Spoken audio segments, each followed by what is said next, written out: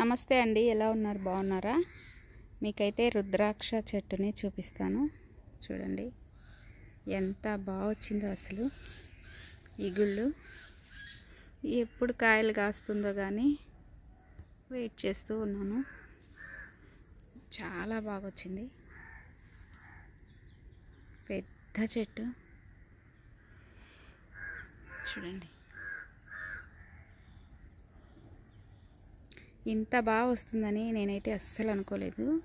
ఎందుకంటే మామూలుగా రుద్రాక్ష చెట్టు రాదు, ఎక్కడో రేర్. మనకైతే చాలా బాగా వచ్చింది. అందులో శివాలయంలో చాలా బాగా వచ్చింది రుద్రాక్ష చెట్టు. చూడండి, ఒక్కసారి అయితే కాయ కాచింది అనుకుంటా. కాయనో మరి పూతనో తెలియదు, అది రాలిపోయింది. పూతలా వచ్చింది. చూడండి, చాలా బాగుంది కదా. ఇక్కడ దీపం పెట్టుకున్నా కూడా చాలా మంచిది. మనకు ఉండేటువంటి కష్టాలు కూడా తీరిపోతాయి. రుద్రాక్ష చెట్టు ఇంట్లో అయితే వేసుకోకూడదు, ఇంటి బయట అయితే వేసుకోవచ్చు. అంటే ఏది తగలకుండా ఉండాలి.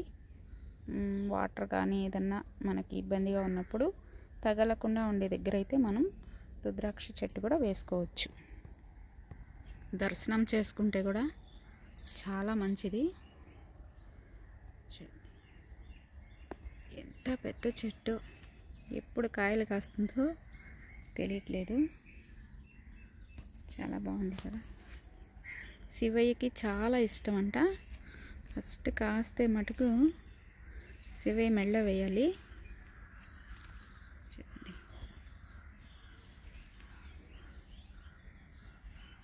అప్పుడు ఒకసారి వీడియో పెట్టాను, అప్పుడు కొంచెం చిన్న చెట్టు.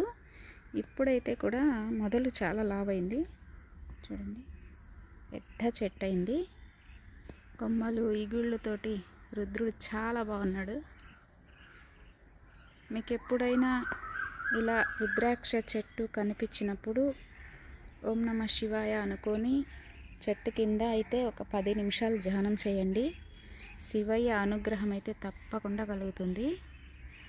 రుద్రాక్ష చెట్టు కానీ రుద్రాక్ష కానీ శివయ్యకి చాలా ఇష్టమట. నేను చెప్పట్లేదు, చాగంటి కోటేశ్వరరావు చెప్తుంటే వింటూ ఉంటాను. మీరైతే ఈ రుద్రాక్ష చెట్టు చూసిన తర్వాత మనసులో ఏదైనా కోరుకుంటే దండం పెట్టుకోండి. ఆ రుద్రాక్ష చెట్టు కనిపిస్తే మటుకు ధ్యానం చేయండి. ఒక 10 నిమిషాలు కూర్చొని మెడిటేషన్ చేయండి, చాలా మంచిది. మీరు అనుకున్న కోరికలు కూడా తీరుతాయి. బాగుంది కదా.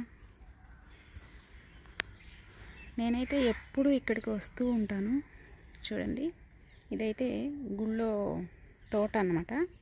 శివాలయంలో మన ఇంటి పక్కనే. ఇక్కడికైతే వస్తూ ఉంటాను.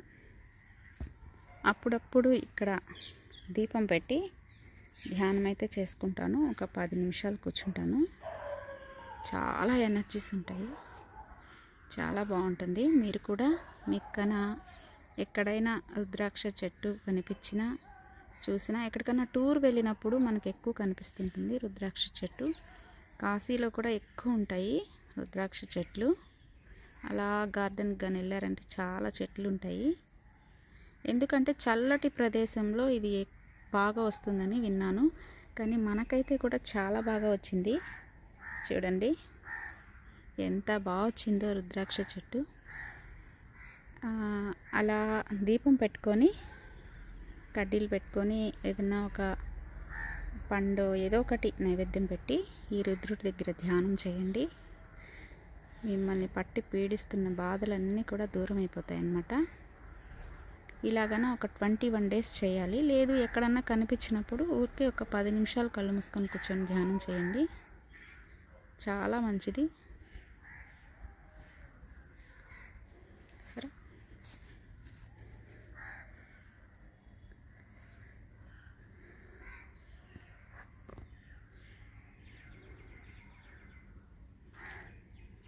లైక్ చేయండి, షేర్ చేయండి, సబ్స్క్రైబ్ చేయండి. మీలాంటి వాళ్ళకి మరికొంతమందికి ఈ వీడియో అయితే వెళ్తుంది.